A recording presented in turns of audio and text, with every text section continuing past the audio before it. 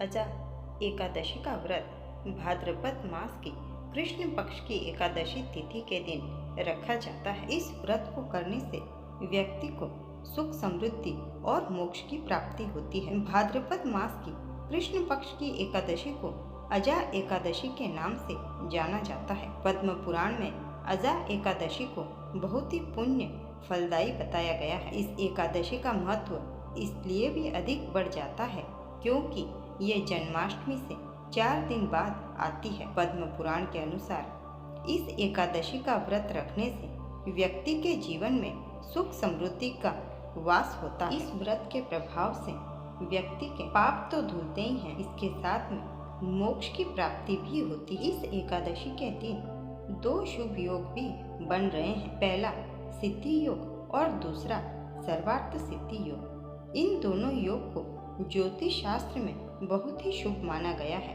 इस दौरान आप जो भी पूजा पाठ करेंगे वे सभी सिद्ध और सफल होती हैं। इसलिए इस बार अजा एकादशी के दिन दान पुण्य के कार्य करने का 2 गुना फल प्राप्त होगा। धार्मिक मान्यताओं के अनुसार अजा एकादशी का व्रत रखकर भगवान विष्णु की पूजा करने से व्यक्ति के पाप मिट जाते हैं और जीवन के अंत समय में उसे स्वर्ग की प्राप्ति होती है। जो व्यक्ति केवल अजा एकादशी व्रत की कथा सुनता है उसे अश्वमेध यज्ञ के समान पुण्य फल की प्राप्ति होती है। इस एकादशी की कथा इस प्रकार है। एक बार अर्जुन ने भगवान श्री कृष्ण से पूछा था, हे पुंडरीकाक्ष, मैंने श्रावण शुक्ल एकादशी अर्थात पुत्रदा एकादशी का सविस्तार वर्णन सुना। अब आप कृपा करके मुझे भाद्रपद माह के कृष्ण पक्ष की एकादशी के विषय में भी बतलाइए। इस एकादशी का क्या नाम है तथा इसके व्रत का क्या विधान है? इसका व्रत करने से किस फल की प्राप्ति होती है? भगवान श्री कृष्ण ने अर्जुन के प्रश्न का उत्तर देते हुए कहा, हे कुंती पुत्र, अब तुम ध्यान पूर्वक इस एकादशी का महात्म्य श्रवण करो। पौराणिक काल में भगवान श्री राम के वंश में अयोध्या नगरी में एक चक्रवर्ती राजा हरिश्चंद्र नाम के हुए थे। राजा अपनी सत्यनिष्ठा और ईमानदारी के लिए प्रसिद्ध थे। एक बार देवताओं ने इनकी परीक्षा लेने की योजना बनाई। राजा ने स्वप्न में देखा कि ऋषि विश्वामित्र को उन्होंने अपना राजपाट दान कर दिया है। सुबह विश्वामित्र वास्तव में उनके द्वार पर आकर कहने लगे कि तुमने स्वप्न में मुझे अपना राज्य दान कर दिया है। राजा हरिश्चंद्र ने सत्यनिष्ठ व्रत का पालन करते हुए खुशी खुशी अपना राज्य उन्हें दान में दे दिया। लेकिन दान के बाद दक्षिणा की बारी आई तो राजा हरिश्चंद्र बोले, पहले ही सब कुछ मैंने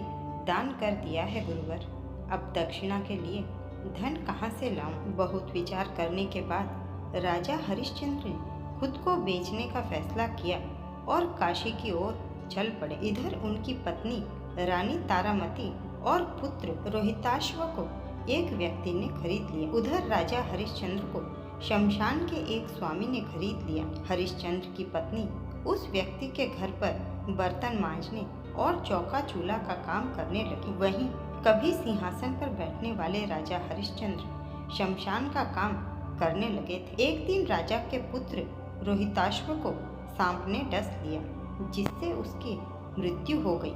लेकिन तारामती के पास कफन तक के पैसे नहीं थे। तारामती किसी तरह दुखी मन से पुत्र के शव को गोद में उठाकर शमशान पहुंची। लेकिन शमशान पहुंचते ही हरिश्चंद्र तारामती से शमशान का कर मांगने लगे क्योंकि शमशान का कर लेना नियम था और वो अपने मालिक की आज्ञा का पालन कर रहे थे। राजा हरिश्चंद्र पत्नी से बोले कि शमशान का कर तो देना ही पड़ेगा। फिर हरिश्चंद्र ने पत्नी से कहा कि यदि तुम्हारे पास कर देने के लिए धन नहीं है तो अपनी साड़ी का कुछ भाग फाड़ कर दे दो, उसे ही कर के रूप में रख लूंगा। लाचार होकर जब इसी प्रकार उसे कई वर्ष बीत गए तो उसे अपने इस नीच कर्म पर बड़ा दुख हुआ और वे इससे मुक्त होने का उपाय खोजने लगे। वह सदैव इसी चिंता में रहने लगे कि अब मैं क्या करूं, किस प्रकार इस नीच कर्म से मुक्ति पाऊं। एक बार की बात है, वह इसी चिंता में बैठे थे कि गौतम ऋषि उनके पास पहुँचे। हरिश्चंद्र ने उन्हें प्रणाम किया और अपने दुख भरी कथा सुनाने लगे। राजा हरिश्चंद्र तथा उनके परिवार की दुख भरी कहानी सुनकर महर्षि गौतम भी अत्यंत दुखी हुए और उन्होंने राजा से कहा, हे राजन, भादव माह के कृष्ण पक्ष की एकादशी का नाम अजा है। तुम उस एकादशी का विधान पूर्वक व्रत करो तथा रात्रि को जागरण करो, इससे तुम्हारे सभी पाप नष्ट हो जाएंगे। महर्षि गौतम इतना कहकर आलोप हो गए। अजा नाम की एकादशी आने पर राजा हरिश्चंद्र ने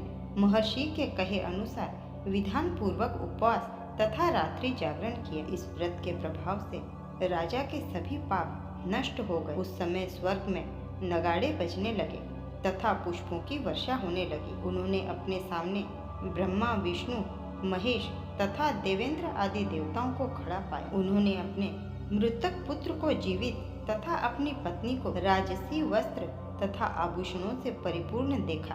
व्रत के प्रभाव से राजा को पुनः अपना राज्य मिल गया। वास्तव में एक ऋषि ने राजा की परीक्षा लेने के लिए ये सब कौतुक किया था, परंतु अजा एकादशी के व्रत के प्रभाव से ऋषि द्वारा रची गई सारी माया समाप्त हो गई और अंत समय में राजा हरिश्चंद्र अपने परिवार सहित स्वर्गलोक को गए। तब भगवान ने कहा, हे राजन, ये सब अजा एकादशी के व्रत का प्रभाव था। जो मनुष्य इस उपवास को विधान पूर्वक करता है तथा रात्रि जागरण करता है, उसके सभी पाप नष्ट हो जाते हैं और अंत में वे स्वर्ग को प्राप्त करता है। इस एकादशी व्रत की कथा के श्रवण मात्र से ही अश्वमेध यज्ञ के फल की प्राप्ति हो जाती है।